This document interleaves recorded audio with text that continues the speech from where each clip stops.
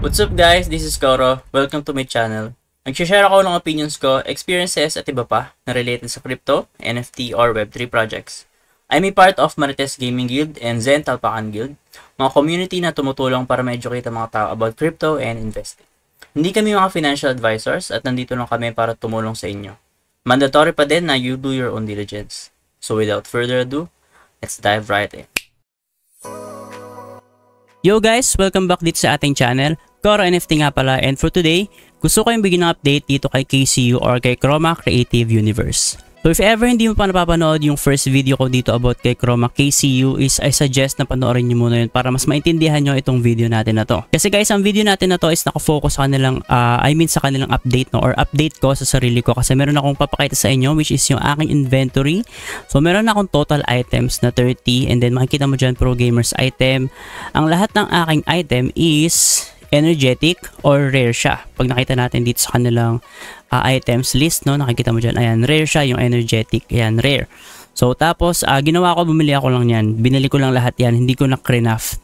Kasi guys, nakita ko is parang medyo mas mura siya para sa akin and then time saving siya, no, kasi hindi na ako gagawa ng mga quest.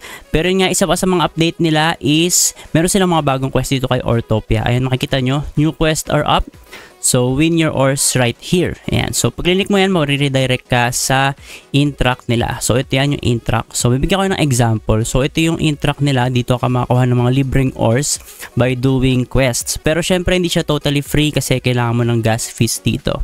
So, makikita mo dito sa lower part, meron na quest from Chroma Summer Pro Gamer Season 2 and then may page siya. So, for example, ito is 3 out of 15 meaning is page 3 tayo. So, meaning meron tayong 15 quests in total. Right now, hindi ko alam kung madadagdagan pa yan. Pero, ayan, kapag natapos mo to, for example, na-follow ko ito lahat. So, bigyan ko ng example dito sa page 2. Kasi itong page 2 is natapos ko na, no? Or yung pangalawa nilang quest. So, hindi ko siya masyadong ginagawa kasi guys, medyo busy ako and nakakatamad siya guys, sa totoo lang. Although mga retweet lang naman yan, sasalik sa Discords, mag-mint ka, which is mura lang naman. Pero yun nga, medyo tinatamad ako lately. So ginawa ko, binili ko na lang siya. Ayan, so ito yung example, kunyari nagawa mo na lahat yan. Itong parang bar dito is full siya, tapos pwede mong click yung claim dito. And then yung pag-claim naman dito is wala ka nang babayaran. Pag-click mo nyan is magpa-process na siya. And then wait ka lang few minutes or few seconds. Mapupunta na siya sa inventory mo dito. Pwede mo ma-check inventory and resources. Magkakaroon ka ng ore dito. Ayan. So, going back, yan nga meron sila kasi dati is 7 quests lang ata to dati, no?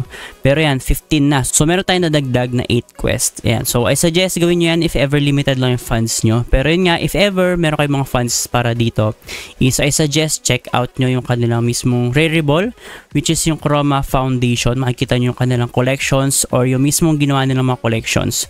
So, make sure na under kay Chroma yung mga makiklik nyo, no? So, dito ako nag-check sa kanilang mismong account para makita ko if legit yung mismong collection. So, for example, meron tayo dito resources, refined material which is yung Mystic Alloy natin. So, Mystic Box and then Pro Gamers na item. So, pwedeng diretso na Pro Gamers yung bilhin mo which is yun yung ginawa ko. Kaya, lahat ng items ko is rare na. And kanina ang bili ko lang sa bawat isang rare item is around $2, ganun. So, ganun yung mga average niya or 2.5, ganun. $2.5 yan. So, papakita ko sa inyo rin na ito yan. So, if ever hindi nyo pa napanood yung first video ko, no, makikita nyo, ayun nga, magka-craft kasi tayo dito kay Chroma. So, ore fragment, pwede mo siyang gawing ore. And then yung ore, pwede mo siyang gawing Mystic Alloy. And then yung Mystic Alloy magiging Mystic Box.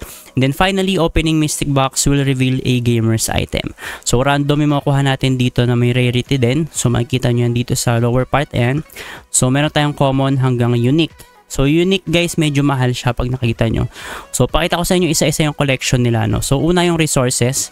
So, if ever limited yung funds mo or something, meron kang extra, pwede kang bumili dito ng ore or ore fragments, no? So, hindi siya naglo-load. So, yan. So, next naman is yung Mystic Alloy. If ever ayaw mo ng ore, gusto mo Mystic Alloy agad, pwede kang bumili ng Mystic Alloy. And then kung gusto mo naman, ayaw mo ng Mystic Alloy, gusto mo Recta Mystic Box ka na lang kasi pwede kang makuha dito ng unique, pwede kang bumili din ng Mystic Box. And I think around, ayan, 0.88 siya US dollars ngayon. Pero kanina guys, 0.56 US dollars lang isa nito kanina. So dapat bibili ako ng madami kanina nito, around 500 pieces, no? Around nasa 300 US dollars siya kanina. Pero yun nga, naisip ko kasi bumuo na lang ako ng 5 set ng, yung ating energetic or yung rare nila. So pwede kang mag-search dito. pwede mo tanggalin tong nasa search bar na to, no? So tanggalin natin. So yan guys, pag inalis mo yung filter ng search mo dito, ayan, makikita mo lahat ng available na collections nila. Starting from common, ito yung common natin, ito mga 90s. And then next naman is yung high-tech, which is yung uncommon. And then yung pangatlo natin is yung rare, yung energetic, and then finally yung ating unique, which is yung magical. Pero medyo mahal kasi guys yung magical if ever gusto mong bilhin lahat, for example, kasi kailangan mo siya guys lahat para mas maganda yung points mo, mas mataas yung bonus kasi kapag kunyari full set siya ng unique or full set siya ng rare. So ang pinili ko na lang full set ng rare kasi medyo mas masakit sa bulsa kapag full set ng magical. Although kung meron man akong extra funds, baka gawin ko talaga is bilhin ko talaga is puro magical. Pero yun nga, medyo mahal kasi siya, kinumpute ko around 1,000 plus US dollars kapag gusto kong bumuo ng 5 sets ng unique, no? And yun nga, hindi ko siya kaya ngayon kasi meron pa ako mga ibang naka-stake na funds, so hindi ko pwedeng sugalan ng sobrang laki itong si Chroma pagdating dito kay KCU. Pero yan, tamang risk lang tayo, kaya ang ginawa ko is puro rare lang. And then gusto kong pakita ulit sa inyo guys yung kanilang sinasabi na may times 2 kasi guys kapag may sila set. And for example, equip all 6 items of the same rarity and desk, monitor, mouse, keyboard, headset, and gaming chair to unlock powerful boost effects. Ayan, so yung rare natin, dahil na-complete set ako, imbis na 480, ang makukuha kong points talaga is 960 kasi naka-full set ako. So I suggest kapag bibili kayo dito ng items, is buuin nyo talaga siya na set para mas maganda. Pero syempre, kung meron kayong isang perasong unique, okay lang din naman yun. Pero yun nga guys, if ever nagtataka kayo bakit 30 pieces yung items ko dito, no? Kung 5 lang naman talaga, or I mean 6 lang naman yung isang set. Ayan. Kasi guys, 5 yung kailangan natin ditong bihisan na Chromans. Ayan, makikita nyo dito, we are the Chromans, wait for us. Kasi guys, mag-open itong Chromans nila or dito sa gate, no? Pwede ka dito mag-mint ng Chromans, which is, ang limit natin is 5 Chromans per wallet. And then syempre, para maging eligible tayo sa kanilang airdrop, yung mismo mga items natin na gamer items is i-equip natin yan dito sa ating Chromans, dito sa Armory, which is padating din after siguro ng Chromans. So in total, 5 Chromans times 6 items is 30 items, no? So kaya makikita nyo dito is meron tayong 30 items, meaning each item meron akong 5 pieces para lahat ng Chromans ko is merong rare na set. So yun guys, no, sana malinaw yung mismong pagkaka-explain ko and sobrang dali lang naman. So quick video lang to talaga kasi gusto kong bigyan ng update kung paano ba yung ginawa kong style dito. If ever gusto nyo kong gayahin, pwede naman, bumili lang kayo sa Rarible. Search na lang dito sa Rarible nila yung Chroma Foundation, or makikita nyo naman yan dito guys. Magkalikot-kalikot lang kayo guys, no? So pwede kayong magkalikot dito, magtingin kayo sa factory. Meron ata ito, get ores. Pwede nyo click yung get ores. Tapos ito rin, itong logo ng Rarible, pwede nyo click. Ayan.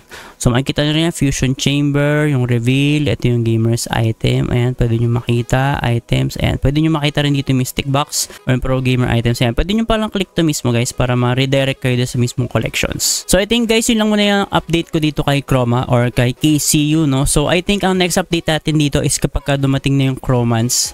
And then syempre mag-mint tayo ng 5 Chromans and then i-equip natin yung ating mga items. And then syempre, sana naman, no, makita natin yung ating total points. So yun lang guys, if ever may mga quick updates ako dito, magpo-post ako sa TikTok and sa Facebook, kaya make sure naka-follow din kayo sa ating ibang social media platforms. Yun lang guys, and see you sa ating next video.